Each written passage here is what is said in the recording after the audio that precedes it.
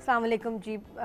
आप sir show पे, live show पे लग रहा है मतलब किसी दावत पे आए हैं, चाय पे आए हैं। अस्सलाम वालेकुम जी। माशाल्लाह ऐसे ही होता है, डॉक्टर्स का एक अपना हल्का होता है, मुलाकात होती रहती है। खास तौर पे वो लोग जो कि शोज़ पे, मॉर्निंग शोज़ पे आने वाले एक अलग ग्रुप है माशाल्लाह, जो आपको रेगुलरली हमारे शो पे मिलेंगे। डॉक्टर इब्राहिम ने भी हमें ज्वाइन किया है। वैसे तो चाइल्ड स्पेशलिस्ट हैं, उनसे बात भी आज बच्चों की लर्निंग डिसेबिलिटीज़ पे होनी है। मेरे के मैंने मेकअप अपना, थैंक यू, बहुत शुक्रिया, गाड़ी में किया था, वो ठीक कर लिया मैंने। जो भी मसले मसाइल थे, कलर कुछ और था, ड्रेस कोई और पहना, मिक्सअप हो गया। तो बट आई थिंक किसी भी प्रोफेशन से आपको डॉक्टर साहब, nice dressing and good socks, thank you. And good tie matching. आज फिर आयशा भाभी ने बहुत अच्छा आपको तैयार करके भेजा है। लगता है डिजाइनर है वाइफ। नहीं नहीं, ये आयशा भाभी की बहुत अच्छी चॉइस है माशाल्लाह। आपकी बेगम आपको तैयार करके नहीं भेजती? नहीं, मैं अब खुद से तैयार होके आता हूँ। ये खुद डिज़ाइनर है। मैं खुद डिजाइनर हूँ। मसला तो ये है, हम डिज़ाइनर है नहीं, हम डॉक्टर है। ये डिज़ाइनर है, ये मॉडल है, एक्टर है। यानी वजाहत की तो लाइन है ना, यानी डॉक्टर लास्ट में है, इसके पहले बॉडी बिल्डर, मॉडल, यानी यानी आप एक्सप्लेन करते रहे, होस्ट। जी जी, और artist is a very good host, यानी वेरी कंफर्टेबल होस्ट। ये सही बात है। जी, हाँ, वो आप तो मैं अभी yes, सीख रहे थे मुझसे, जितने भी अच्छे हो सीखना तो मुझसे ही है ना। हाँ, मैं ये भी मानता हूँ। ये बात भी हुई तो है, आप अभी आपने नीचे मिस होगी किया कि वरना आप भी कल को इंशाल्लाह होस्ट करेंगे कभी ना कभी शो, इवेंट्स तो आप मतलब सेमिनार्स तो आप होस्ट करते हैं। थोड़ी सी आप भी बातें मुझसे कुछ पॉइंटर्स ले लेते, लेकिन नहीं लेट हो गए। डॉक्टर साहब, ये हम आपके आने से पहले हम एक बात कर रहे थे, आज हमने थोड़ा सा डिफरेंट साइकाइट्रिस्ट है, मैंने कहा एक डेली जो हमें एक दिमागी मसले का सामना होता है, जिसकी वजह से हम भी दिमागी आई थिंक मरीज़ बन जाते हैं, वो ये कि डेली लाइफ में आपका लोगों को से आपका फ्रॉड, छोटी से छोटी चीज़, फल फ्रूट से लेके वो जो कहते हैं ना, जिसका भी जोर लग जाए, जिसका भी बस चल जाए, every day is a fight. मेरी बेटी वो कहती है, मम्मा फ़ोन पे अक्सर मैं आपको देखती हूँ, आप गुस्से में होती हैं या आप बड़े फॉर्मली बात कर रही होती हैं। मैं कहती हूँ बेटा, मेरी एक स्ट्रगल है मेरी ज़िंदगी, या हर एक की, मैं अकेली नहीं, हर एक की जिसको डील करना पड़ रहा होता है अपने घर से बाहर लोगों से, और एवरीडे आपको अपने आप को बचाना होता है, अपने आप को बचाना होता है, एक नॉर्मल एक डीलिंग करते हुए अपने नुकसान से बचाना होता है। हर दफ़ा आपको, मुझे हर दफ़ा लगता है एवरीडे के somebody is trying to cheat me, honestly हर जगह। मैं इसलिए मेरे को एंटेना खड़े हो गए, जिसकी वजह से मिजाज में सख्ती आ जाती है, आपका वो चंचलपन वो ख़त्म हो जाता है, क्योंकि आप हर वक्त अलर्ट हैं, ये भी मुझे लूट रहा है, वो भी मुझे लूट रहा है। और फिर मेहमान कह रही, सॉरी, रिश्तेदार, फ्रेंड्स, इस तरह क्या तो हंस क्यों रहे हो, ऐसे जो सर्कल में भी लोग आपको नहीं बख्शते, आप उनके दरमियान भी सेफ नहीं फील करते। अब इनके साथ सुने क्या हुआ है, क्या हुआ भाई? बस अभी मैं यही बता रहा था कि कुछ अर्से पहले किसी ने मुझसे, बड़े करीबी लोगों ने कहा कि भाई तो पैसे दो, इन्वेस्ट करके पैसा कमाओ। बैंक में क्या कर रहा है, मैंने दे दी इनको 7 लाख रुपए। अब वो 7 लाख रुपए दे, अगले महीने पैसे आने की बजाय उल्टा वो पता चला कि वो तो मेरे पैसे भी वापस नहीं कर रहे, और जिससे मेरी लड़ाई झगड़े चल रहे हैं। अब बीइंग अ डॉक्टर, मैंने अपने आप को बड़ा सैनिटरी वाइज कंपोज रखना पड़ता है। क्लिनिक करता हूँ, पेशेंट देखता हूँ, अगर मैं ही स्ट्रेस आउट हो जाऊँगा या मुझे एंजाइटी आ जाएगी तो मैं अपने मरीजों को कैसे देखूंगा। और उससे मेरी इतनी लड़ाइयाँ हुई हैं इब्राहिम, यकीन करो कि मैं इतना ज़्यादा गुस्से में आ गया कि एक लम्हे के लिए भूल ही गया कि मैं डॉक्टर। और फिर मैंने उनको तरीके से कानूनी कार्रवाई करना शुरू की है, तो अब वो काबू आए। लेकिन मैं ये सोचा था कि एक डॉक्टर एक स्ट्रेस में जाके काम कर रहा है, उसे कॉलें आ रही हैं, जो लोग हैं जिनको पता ही नहीं कि स्ट्रेस मैनेज करना कैसे, वो क्या करते होंगे हमारे माशरे में, वो तो कितने करोड़ों में। और एक वो जंगल का कानून होता है ना, बड़ी मछली छोटी को खा रही है, फिर वो उससे छोटी को खा रही है। यहाँ पे ऐसा है कि बड़ा आदमी छोटे के पैसे खा के खुद जी रहा है, छोटा उससे खा रहा है, और इसको जायज समझते हैं। और ये आप एक नॉर्मल टर्म्स सुनने को रोज मिलती है, बाजी आप पेमेंट कर दें, भरोसा रखें, आपका काम हो जाएगा। आप पेमेंट पहले कर दें, हमारा तो रोज का काम है। इस तरह की चीजें करते करते आपका बहुत नुकसान होता है। डॉक्टर साहब, आपके साथ कितनी दफा ऐसा हुआ कि ये स्टार्ट होता है, जो मैंने हम एक चीज़ देखी है एज अ हॉस्पिटल ओनर भी, मैंने ये चीज़ सीखी है। पहले तो मैंने अपने अब्बा अम्मा से सीखी है, how to bargain to the person. पहले तो ये है कि आप किसी पे रिलाई कभी भी नहीं कर सकते। उसके बाद आपको ये देखना है, अगर आप कहीं ख़रीदारी करने जा रहे हैं, कुछ करें, तो don't buy it from the first shop, don't buy it from the family oriented shop, don't buy it from the friend shop. कोई हमारे एक्सपीरियंस ये हो गया, इसका भी एक्सपीरियंस होगा, कोई पेशेंट है और वो कहता है कि मेरा ये काम है और ये मैं बेच रहा हूँ या मेरा काम है, रिलाई करें कि उसकी दुकान में कभी नहीं जाना चाहिए या उससे कभी भी काम नहीं करना चाहिए। अगर वो आपका फ्रेंड बन गया, उससे काम नहीं करना चाहिए। अगर आपको लगता है कि यार आप कहीं गए मार्केट में, don't buy it from the first shop, you go and bargain yourself. आपको खुद पता चलेगा कि रिसर्च इज वेरी इंपॉर्टेंट। आपको पता चलेगा कि यार पहली, दूसरी, तीसरी, चौथी, पांचवी दुकान पे क्या क्या चल रहा है। डोंट ये कहें कि यार मैं गाड़ी में बैठ के ख़रीदारी कर लूँ या मैं पहली दुकान से ख़रीदारी कर लूँ, जब तक आप रिसर्च नहीं करोगे you will not find it out कि किस तरह का मटेरियल आपको मिल रहा है या कौन सा दुकानदार आपको ये मटेरियल आपको बेच रहा है। तो ये तो बहुत सारे एक्सपीरियंसेस है। जैसे हमारे पास तो बहुत बड़े बड़े इक्विपमेंट्स आते हैं, इक्विपमेंट यकीन करें ना, कि हमारे पास लाखों की चीज़ हम शायद हज़ारों में भी कभी कभी खरीद लेते हैं, क्यों आके हमें तो समझते हैं कि ये ओनर है और उसको तो किसी तरह भी आप बेच दो। तो ऐसे बहुत सारे किस्से तो हैं।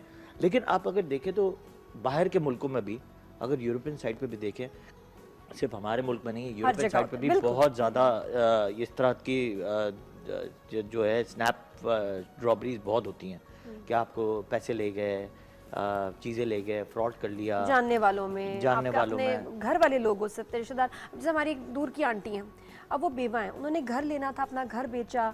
जब घर लेने पे आई ना तो उनको तो नज़र आया कि भाई सब काम तो उनके मियाँ करते थे। ऐसे में औरतें डरती हैं किसी रियल एस्टेट एजेंट से डील करना, किससे। तो उन्होंने आज ही वो फला उनके बहनोई हैं, उनके भाई का बिजनेस है रियल एस्टेट, उधर चली गई। तो आंटी वहाँ गई हैं, उन्होंने उनसे कहा जी बड़ा अच्छा घर है, ये है वो है, पैसे दे दें, क्योंकि जान पहचान के थे, उन्होंने भरोसा किया। सही बात। ना घर मिला ना पैसे मिले, और ये जान पहचान के लोग थे। कुछ चीज़ों का प्लीज़ आप लोग ज़रा ख्याल करें, बाकी अल्लाह मालिक है, लेकिन एक चीज़ और आपको कुछ बताऊं चीज़ों को आप मैं चाहती हूँ लोग साइकी समझें और अपना आपको आज के शो में मैं हमेशा कहती हूँ जी प्रॉब्लम के साथ साथ सोल्यूशन भी बताएं। तो हम कुछ ऐसे पॉइंटर्स बताएंगे कि ताकि आप अपने आप को प्रोटेक्ट कर सकें फ्रॉम अ बिग लॉस। कुछ ऐसे रूल्स एंड स्टैंडर्ड जिस पे हम बात करेंगे। जी, एक चीज़ मैंने देखी है कि आपको जब आप देखते हैं ना कि लालच, कई दफ़ा ये तो एक छोटी सी बार्गेनिंग हो गई, कई दफ़ा ये होता है कि लालच बहुत बुरी बला है। अब होता क्या है कि कई दफ़ा आप इन्वेस्ट करते हैं ज़्यादा प्रॉफिट के चक्कर में, और ये बहुत ज़्यादा मार्केट्स में होता है।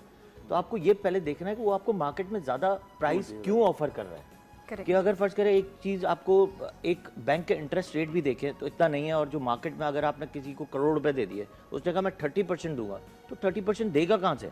वो इतनी बड़ी इन्वेस्टमेंट करके 30% मुश्किल बातें नहीं करेंगे। हाउसवाइफ्स भी देख रही हैं, हम आसान हम के लिए अमरूद की बातें कर रहे हैं, हम बातें कर रहे हैं दाल चावल। मैं तो एक जनरली एक बात कर रहा हूँ कि दाल चावल में भी आपको प्राइस चेक करना बहुत जरूरी है। हाँ। कोई किटी पार्टी में भी तो लॉस हुआ ना, किसी से पूछे तो सही, आप बता दीजिए। क्या मतलब?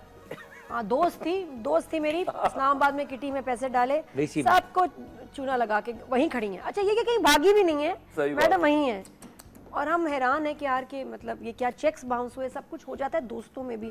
तो बात वही है कि कुछ ऐसे जुमले जिन पे आपने कभी भरोसा नहीं करना, हमेशा खुद अपनी थोड़ी सी सेफ्टी करें, सेफ गार्ड करें। डॉक्टर साहब, डॉक्टर वजाहत काजी, आप बताएं कि हम दूसरे के भी आप एक वो समझे, हर एक जो है ना आपको सब फ्रॉड कर सकता है, आपको बेवकूफ़ बना सकता है। घर से निकलते ही आपने जहन में रखना है कि मैंने अपने आप को सेफ गार्ड करना है। तो किन चीज़ों का ख्याल रखें?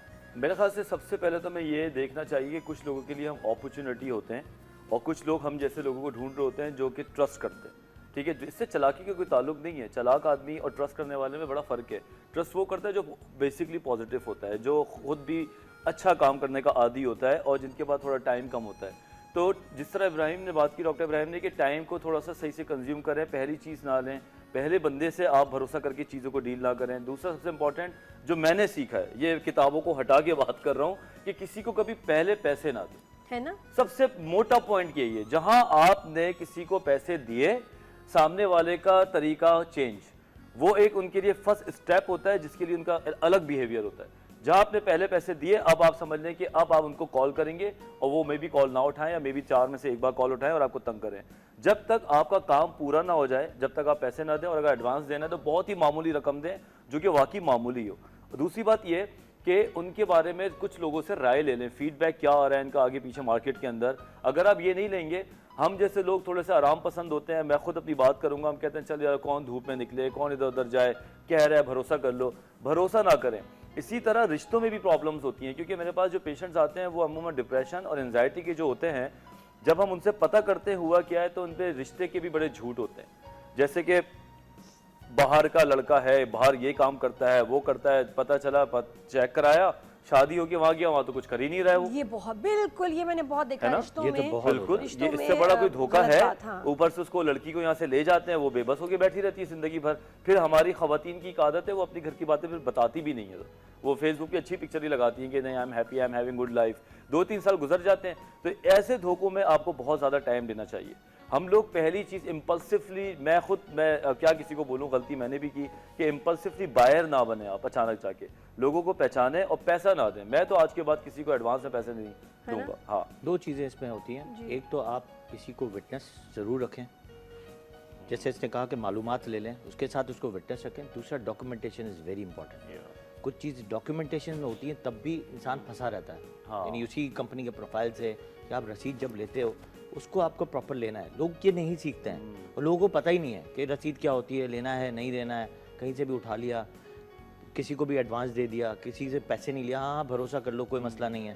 तो ये बहुत होता है। और ये बाकायदा जब आप बाइंग और सेलिंग में, जब ये प्लॉट ले रहे होते हैं, गाड़ी ले रहे होते हैं, या आप कोई चीज़ बड़ी ले रहे होते हैं, तब बहुत ज़्यादा होता है। गोल्ड वाले भी बहुत ज़्यादा इस तरह करते हैं। जी जी, हर जगह ही मतलब इंसान अपनी, अच्छा कौन बच जाता है जिसने तैयारी की होती है। समझे कि आप एक एग्जाम Preparation के लिए of- जा रहे हैं, अब- आपको रेट्स पता हो, आपको टर्मिनोलॉजीज पता हो। अच्छा, एक मैं ज़रूर सबसे बात करूंगी कि एक आजमाई हुई चीज़ है कि जब भी हम किसी से डील करती हैं, लड़कियां, औरतें, वो कहती हैं मैं थोड़ा सा ना उनको बताऊं कि मैं तकलीफ में हूँ, मैं परेशान हूँ, भाई प्लीज़ मैं बड़ी परेशान हूँ, आप मेरा ये काम कर दें, बस समझे। उससे ज़्यादा ये चूना लगा। आपने अपने आप को एक्सपोज कर दिया कि आप औरत हैं, आप अकेली हैं, आपको ज़्यादा पता नहीं है इस डील के बारे में। हालात कुछ ऐसे हो गए हैं कि इन अल्फाज से हर कोई शिकारी बन जाता है। और अब आप समझे कि सामने वाला आपको भाई बना के, मतलब भाई भी बन जाएगा, और आपको फिर भी उसने बेवकूफ़ बनाना है, आपके साथ फ्रॉड करना है। अब तो उसको इनविटेशन मिल गया कि जी इनको ज़्यादा पता। कभी भी जब किसी से डील करेगा, तो हम कुछ पॉइंटर से बात करते हैं, जब भी किसी से डील करें कभी ना दिखाएं कि आप अकेली हैं, आप मजलूम हैं, आप परेशान हैं, आपको इस चीज़, और ये जो होता है ना मुझे पता नहीं इस बारे में, भाई प्लीज़ आप देख लें, नहीं। हमेशा ये दूसरे को इंप्रेशन दे कि आप तो इसकी मतलब ना प्रोफेसर हैं, आपको सब पता है इस बारे में। फ्रूट वाले के जाते ना तो हम कहते हैं हम कितने को, अच्छा यही औरत जो है फ्रूट वाले के पास जाएगी, सब्जी, कॉन्फिडेंस, मुझे सब पता है कि तुम 1.5 रुपया ज़्यादा ले रहे हो। ओहो, लेकिन जब आप किसी थोड़े से और किसी बड़े मसले से डील कर रहे होते हैं तो आप एकदम बेबी ना बन जाएं। आपको तैयारी के साथ जब जाएंगे तो आपका कॉन्फिडेंस लेवल आपका हाई हो जाएगा। गूगल पे सब इंफॉर्मेशन मौजूद है। रिसर्च के बगैर कभी किसी डीलिंग में ना पड़े किसी से, कुछ भी। आप स्कूल के एडमिशन के लिए भी जा रही हैं तो तैयारी करके जाएं, मुझसे क्या सवाल होंगे मुझे पहले से पता हो। सामने वाला आपको एक चेक कर रहा होता है, गेज कर रहा होता है कि ये मैं इनको कितना लूट सकता हूँ। जब उनको लगता है कि ये तैयारी करके आई हैं, इनको पता है अपना बिजनेस, इनको सारा कुछ पता है, तो वो चांस कम हो जाते हैं। पैसे हमेशा अपने जब आपको वापस मिले गिने, हिसाब करते हुए गिने। कोई फोटोकॉपी पेपर इन्वॉल्व है, उसको गिने तो नहीं, उसको पढ़ें। सामने वाले का ये कह देना कि मुझ पे भरोसा करें, अलर्ट हो जाएं, ये सबसे बड़ा साइन है कि आपके साथ धोखा होने वाला है। सही बात। मुझ पे भाभी भरोसा करें, भाभी कह के जो आपसे बात करेंगे वो तो बिल्कुल ही रेडी हो जाएं कि आपको धोखा मिलने वाला है। भाभी बहन, ये रिश्तों में आजकल बहुत मिलावट है और बड़े दुख की बात है कि इन रिश्तों का नाम लेते हुए भी सामने वाला जो होता है आपको फिर भी धोखा दे जाता है। But such is reality, what to do. हम यहाँ ब्रेक लेते हैं, ब्रेक के बाद वापस आएंगे। हमने भी बच्चों की लर्निंग डिसेबिलिटीज़ के बारे में बात करनी है और माशाल्लाह इतने अच्छे हमारे स्पीकर हैं, मैं तो मज़े से सुनूंगी, देखूंगी और बस ब्रेक के लिंक देती रहूँगी। आप कॉल करके या मैसेज करके भी अपनी फीडबैक या कोई क्वेश्चन कर सकते हैं। Keep watching.